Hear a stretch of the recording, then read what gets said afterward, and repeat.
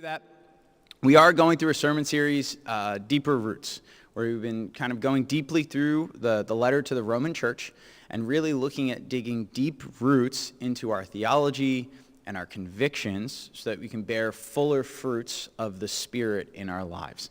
And so the letter to the Romans is a very complicated, kind of big letter. It's not complicated. It's very big, very dense, but very simple kind of linear thinking processes. And it's easy as we go through chapter by chapter to lose sight of how it fits into the overarching conversation that the whole letter is having. So we're going to watch a short video here, the same series from the Bible Project that kind of explained the first 4 chapters. Now that we're in chapter 5, it's going to explain chapters 5 through 8 and kind of what that section is happening on a big picture level. Once that video is over, we'll have worship come right back up. We'll have one final song, and then we'll stand up and Bryce will preach to us. So with that, I give you the Bible Project. Paul's letter to the Romans. Check out the first video where we explored who Paul was, why he wrote this letter, and where we trace the core ideas of chapters 1 through 4. That all humanity is hopelessly trapped in sin and needs to be rescued. That this rescue is not going to happen by people trying to obey the laws of the Torah. Rather, God's righteous character has moved him to rescue the world through Jesus' death and resurrection so that he could create a faith-based, multi-ethnic family of Abraham as his people. Now, in the remaining 3 movements of the letter to the Romans, Paul is going to develop these ideas even more. So remember, Paul's exploration of justification by faith, that when people trust Jesus' death and resurrection was for them, they're given a new status, the right with God, they're placed in a new family, the covenant people of Abraham, and they're given a new future, the hope of a transformed life. Now Paul wants to show how this reality should reshape every part of our existence, because being in this family means being a part of a new humanity that God is creating through Jesus and the Spirit. So Paul goes back to the first human character of the biblical story, Adam. His name means humanity. And Adam, like all humanity after him, has chosen sin and selfishness. And so everyone faces God's judgment because we've become slaves to sin's influence, resulting in death. But then Paul contrasts Adam with Jesus, who he says is the new Adam, a human who lived in faithful obedience to God, shown through his act of sacrificial love. And now Jesus offers his life as a gift to others so that they can be justified before God. And so Jesus stands as the head of a new humanity that is being transformed by this gift, which leads him to chapter 6. Paul reminds these Christians in Rome that choosing to follow Jesus means leaving their old Adam-like humanity and entering into the new Jesus-like humanity. And their baptism was a sacred symbol of that transition. Their old humanity died with Jesus, and their new humanity was raised with him from the dead. So when a person trusts in Jesus, their life becomes joined to his life. What's true of him is now true of them. It's when people accept their identity as Jesus-like humans that they are liberated to become the wholehearted humans who can truly love God and their neighbor. Now, if creating this new humanity was always God's purpose, Paul asks in chapter 7, what then was the point of God giving Israel the law, or in Hebrew, the Torah? Now, side note, when Paul uses this word law, he sometimes means the storyline and message of the first 5 books of the Bible, but other times he's more specifically referring to the hundreds of commands given through Moses and that are found in the Torah. The second meaning is Paul's focus here. What was the purpose of all those commands? Paul says that the commands of the Torah were good. They showed God's will for how Israel was to live.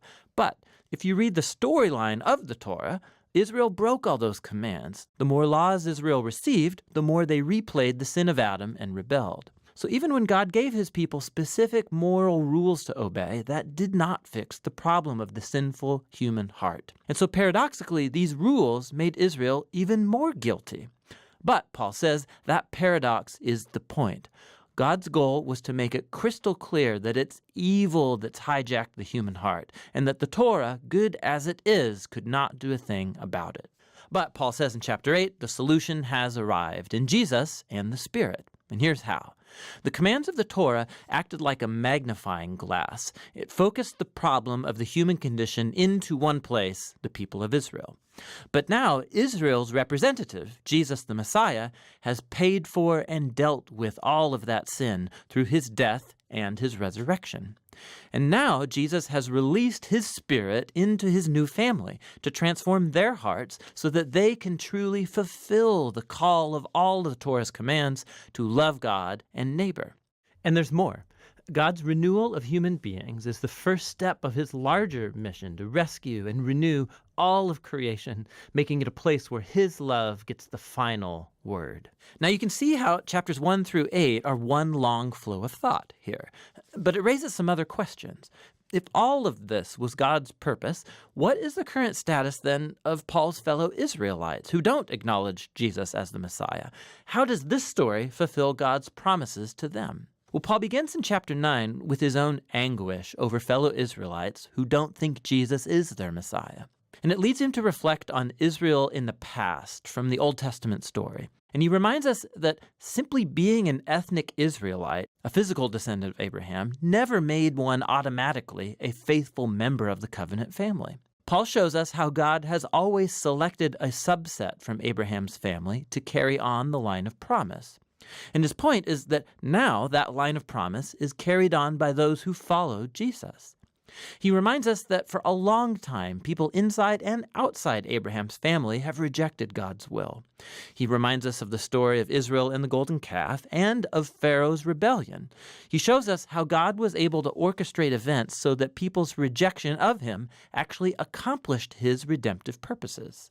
And so in chapter 10, Paul turns his focus to Israel in the present. The reason many Israelites reject Jesus is because they're basing their covenant relationship with God on their performance of the commands in the Torah. And so sadly, they don't recognize what God has done through Jesus to create a new covenant family on the basis of faith. And so Paul asks in chapter 11, what is Israel's future? Has God written off his people? No, he says. There are tons of Jewish people, including himself, who do recognize Jesus as their Messiah, but there are also a lot who don't. But God has been able to use their rejection for his own purposes. It's caused the gospel to spread even quicker and farther into the Gentile world, making the family of Abraham even larger and more multi-ethnic. Paul describes God's covenant family as a big olive tree, and the rejectors of Jesus have been broken off, so to speak, and these Gentiles are like wild branches that have been grafted into the family tree. However, Paul says, one day Jesus will be acknowledged by his own people. He doesn't offer any details about how. Paul simply trusts God's character and promise that he won't give up on his covenant people, which transitions into the final section of the book, chapters 12 through 16. But remember the big picture. Because of their faith in Jesus, Jews and Gentiles are now together Abraham's family, that new humanity that's being transformed by God's Spirit. And so, this is how God's fulfilling his ancient promises. Therefore, the only reasonable response is for these Jews and non-Jewish Christians to be unified as the church. In chapters 12 to 13, he shows that this unity will come from a commitment to love and forgive each other. Love will look like everybody using their diverse gifts and talents to serve one another in the church. And it will also mean humility and forgiveness. When these different ethnic groups and cultures come together in Jesus, conflict is inevitable, and it can only be overcome through the hard work of forgiveness and reconciliation. This is how they will show the greatest of Christian virtues, love, which fulfills the Torah's greatest commands to love God and love your neighbor as yourself. In chapters 14 and 15, he focuses specifically on the issues that are creating ethnic divisions in the Roman Church. These are disputes about the Jewish food laws and the Sabbath. And Paul says these practices don't define who's in or out of Jesus' family. And if people differ over these culturally important but non-essential issues, they need to learn how to respect each other's differences. And it's in this way that love will heal and unify Jesus' family. Paul closes the letter by first commending Phoebe, who's a key leader in the church of Cenchreae. She had the honor of carrying and perhaps even reading this letter aloud to the Roman churches for the first time. Paul then concludes by greeting all the people that he hasn't seen for a long time, and that's the end. Whoa. You can see better now how all the pieces of this letter fit together and show what a profound masterpiece it truly is. That's what the letter to the Romans is all about. All right, check, check. Hey, there it is. So I double-checked because I thought I had it in the back of my head that one of those sermons that I missed was the weekend our youngest son was born. Yeah, to be fair, he was a couple weeks early, but maybe we should have been like, oh, I should have maybe switched that one out earlier. So good morning, everyone. So a little bit of, it's weird to say vulnerability about this, but it's not something that I do talk to a lot of people about, is that I like to write stories, kind of like fan fiction. Now, that comes with a little bit of a caveat, because normally when somebody does fan fiction, they actually write out the story, and they have dialogue, and they have a beginning and a middle and an end. Mine usually stops at like the planning process. I like to write out kind of ideas of what I think should have happened. And it can be a lot of, like, I love comic books, I love Star Wars, so I literally have a file on my computer of a redo of the Star Wars prequels and the sequels, which I call the requels. And then unfortunately, I also kind of got the itch for doing the Marvel Cinematic Universe, which I started calling the MC New. And I totaled it up yesterday, and even if you cheat and consider Star Wars as just one thing, and MCU is just one thing, and Resident Evil is one thing, and X-Men is one thing, I have 71 of these stories going on right now. And some of them have been untouched for years. I'll just go back and look at them. But I just like, it's not even to say that it's better, because better, I don't even know what better means. Like when it comes to what's a good movie and all that. Like I don't generally like Academy Award winning movies. I just like movies that are entertaining. And so even to say that it's better, I don't know. It's better for me.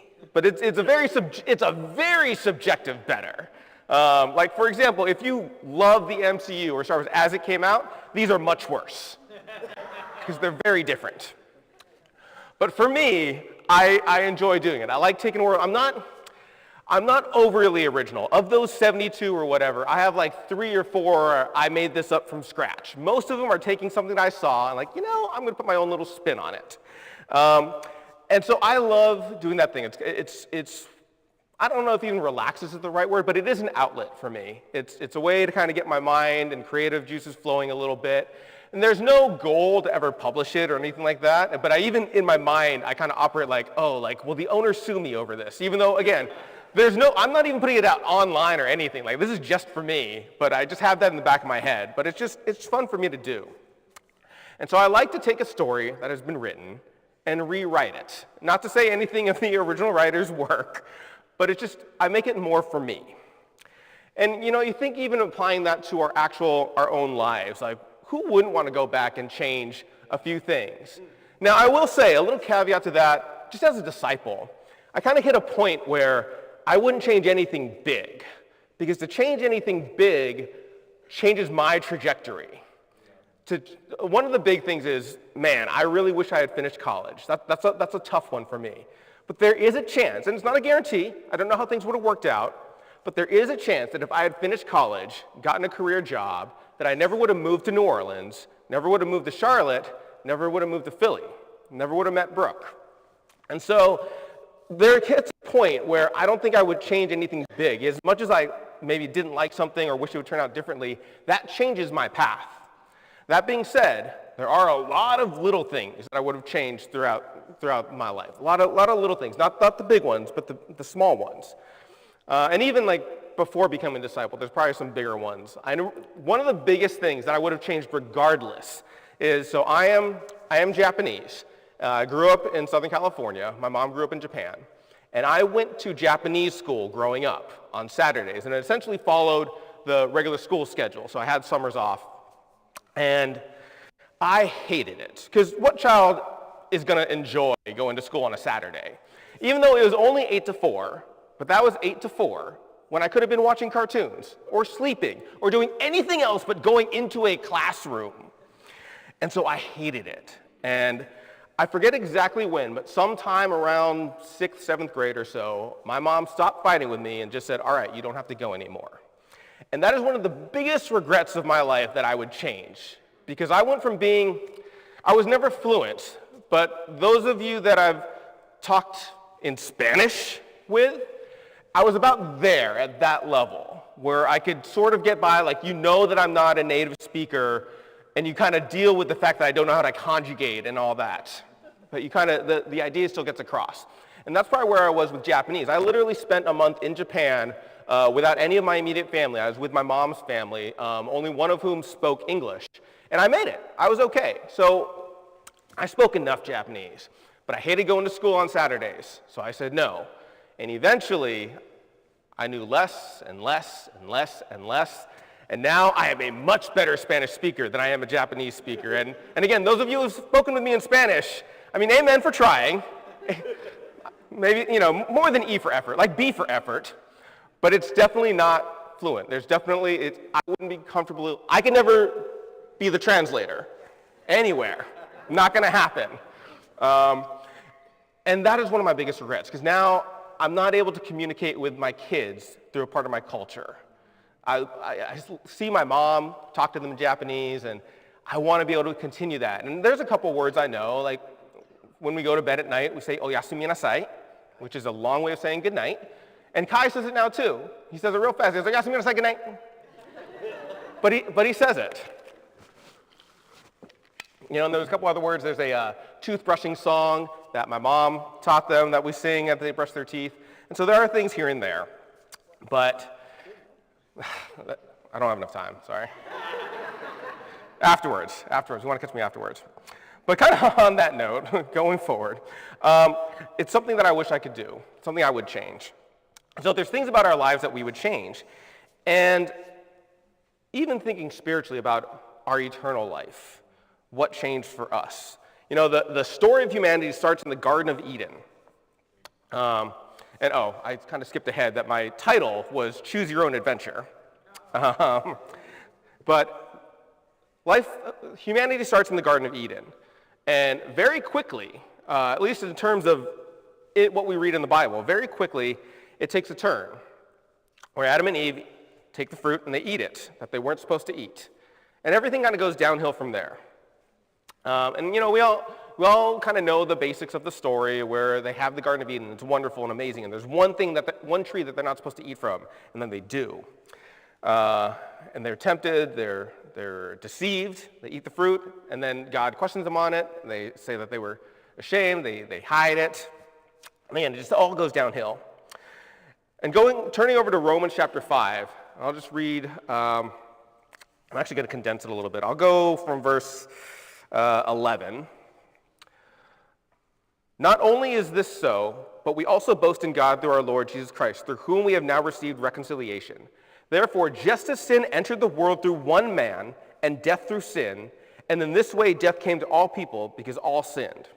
To be sure, sin was in the world before the law was given, but sin is not charged against anyone's account where there is no law. Nevertheless, death reigned from the time of Adam and the time of Moses, even over those who did not sin by breaking a command, as did Adam, who is a pattern of things to come. Adam changes the story of humanity. What would life have been like if we had stayed in the Garden of Eden? Would it be one of those things like it just never changes ever and it's literally the exact same way where it's just nothing but garden and everything? Or would there have been still technological advances? That usually happens out of need, right? We build things because we need things to be easier. Would that have still happened if we were in the Garden of Eden? I don't know what that would look like. Well, it's a really big what if. How different is life if we stayed in the Garden of Eden? And kind of like I alluded to earlier, I think about what ifs a lot. And as I've gotten older and as I've gotten more satisfied with my life, it's not so much the big what ifs. Every now and again there are some of those. But for the most part, it's smaller what ifs. But it's hard not to think about, especially when we're in a hard time. Maybe not so much when things are going really well, but when things aren't going well, we can think about what if. Even things that we don't have any control over. What if that was different? Even though we can't do anything about it, we think, what if? As much as, there are time travel movies, and, Endgame apparently was a time travel movie, we can't go back in time. And to And even though we can't, we think about what could have been changed, what could be different. You know, there's this concept about the butterfly effect, which is basically, to summarize, is that the smallest thing, a butterfly's wings, can have a large effect, essentially like causing a hurricane.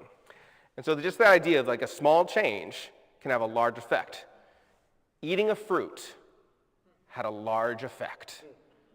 Eating just a fruit had an effect on humanity, had an effect on history, had an effect on eternity. You know, Adam means basically humanity, like collectively man.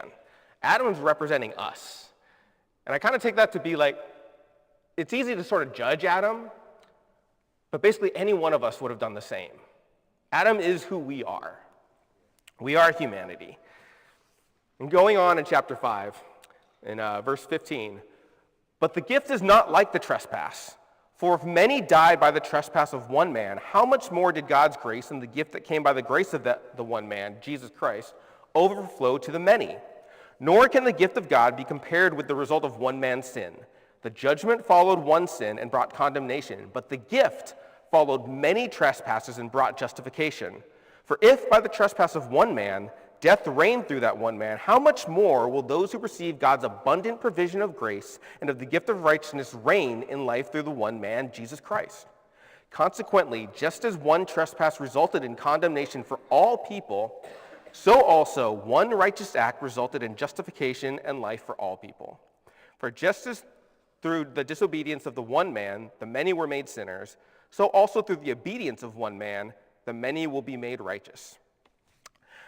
And these verses throw out the I don't even know if it counts as a phrase with two words, but one man. It throws out one man quite a bit. In the beginning of chapter 5, or starting closer to verse 12, that one man is Adam. But as it goes on, that one man becomes Jesus. Jesus, I feel like, is usually contrasted, if with anyone, is with Satan. You know, a figure of just immense power. But here, he's contrasted with Adam, who, even though he was the first man, was just a man. Adam didn't have powers. Yeah, he named the animals, but he didn't communicate with them or anything. He was just a man. And here Jesus is being compared to this just a man. And in that sense, Jesus is being contrasted with us as individuals. Jesus was just a person. Yes, he was the Son of God, but he was just a man. He can be compared to Adam. We can be compared to Adam, and Jesus being compared to us. Jesus was one man, and he saw our life. He saw what had happened. He saw the story that God had wanted to write, that Adam rewrote, and then he rewrote it with his sacrifice. He saw the path that we were on, and he knew the path that could be. He knew the way the story was supposed to go. And so he changed it.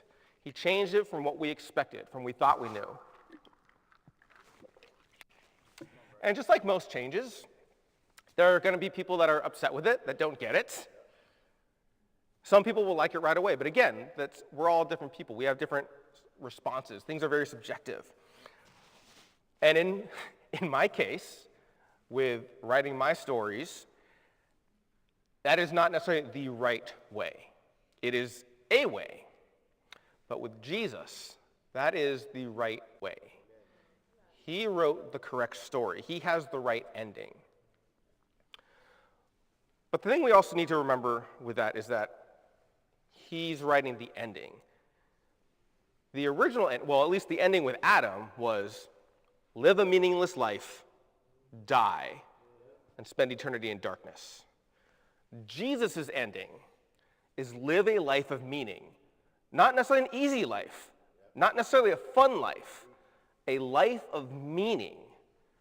Die, be welcomed into heaven. That's the rewrite. That's the ending. But for all intents and purposes, Jesus wrote that ending in pencil. Because we can still change that ending. We can go off track. We can choose that adventure. I don't know how many of you are familiar with the Choose Your Own Adventure books. I don't know if they're still coming out. The idea is there were multiple endings, depending on, you would get to a section and you could choose. You can make a decision. And based on that decision, you might either keep going, you might keep going down the wrong path, or you might immediately be done. And so you were allowed to make that choice. And that was kind of wild as a kid, like, I'm deciding how the story goes. And of course, I would read ahead to see where the good decisions were. But here's the thing. Technically, we have that. We get to know how the things end. We know where these decisions go. So whether you want to call that an answer key or a spoiler or reading it, whatever you want to call it, we know how it ends. We can decide that path. He died for us first once. That doesn't extend how much we can sin. It was a one time. We don't add on to that. He died that one time as a sacrifice for our sins and to put us on the right path. And we get to decide what we do with that path. Now there's a movie called Stranger Than Fiction. It's a Will Ferrell movie. And normally when you think of Will Ferrell, you think of stuff like Anchorman and Talladega Nights and Saturday Night Live. Kind of real zany stuff. Some stuff that you probably wouldn't even watch. But Stranger Than Fiction, there's really only one scene where Will Ferrell kind of Will Ferrells. And it's a scene where she's essentially having a breakdown. But the whole idea of Stranger Than Fiction is that Will Ferrell plays an IRS agent named Harold Crick. And he has a kind of mundane life that he's fine with it. It's neat and organized. And then he starts hearing narration. Somebody is narrating his life, and he hears it. And of course, understandably, he thinks he's going crazy.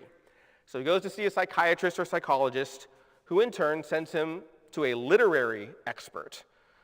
And the literary expert takes him very seriously. There's even a point where he says, hey, come see me on Friday. I'm like, wait, you're going to die soon. Come see me tomorrow. And I just realized I forgot to say, part of that narration was going to die. And that's kind of where he starts really flipping out. And so the literary expert says, all right, we need to figure out, is your life a comedy or a tragedy? And eventually, through different clues and all that, they figure out who the author is. And that author is famous for killing her main character unexpectedly. And so eventually they do meet her, and Harold and the literary expert both read the outline. And the literary expert is like, this is amazing. This is a fantastic work. And says, Harold, you have to die. And Harold reads it too. And he agrees. He agrees this, to keep me alive, would ruin this. And so Harold all of a sudden has a choice. How is he going to finish out his days? I think that's a big question sometimes. If you had one day left to live, 24 hours to live, how would you choose it? What would you do with it? Some people would spend all their money. Some people would do something that they'd never do. Some people would do good things. Some people would do bad things. And Harold, he does some things different, but he finishes his work. He's an auditor. He finishes his work so that his coworkers don't have to take on his workload, and so that people that he was auditing, they won't get their schedule messed up. He pays for his friend and roommate to go to space camp, because they've always wanted to go to space camp, and he even says, you're never too old for space camp. And Harold pays for him to go to space camp. He knows he's going to die. He doesn't know when, he doesn't necessarily know how, but he knows.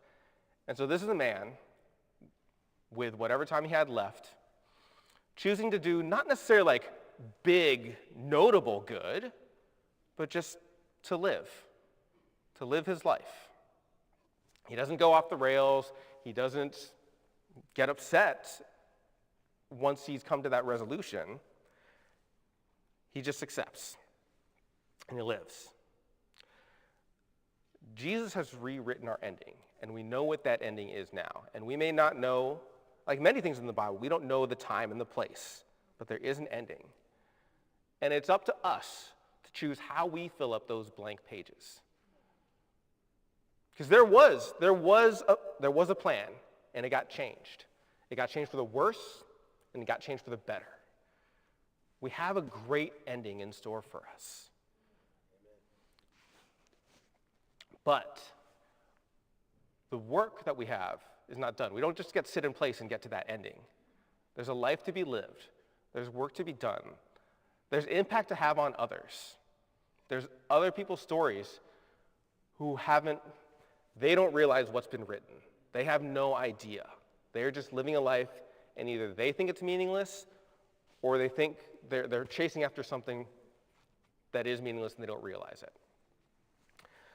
There's a whole life for us to live, regardless of how much time. I mean, time is such a wild thing, right? You can do so much in 24 hours. You can do so much in a week. You can do so much in a month. Impact is crazy that way. You don't have to do a lot to have a great impact, but you have to do something. We have a new story written for us. So let's continue that story that Jesus had planned out for our life. To God be the glory.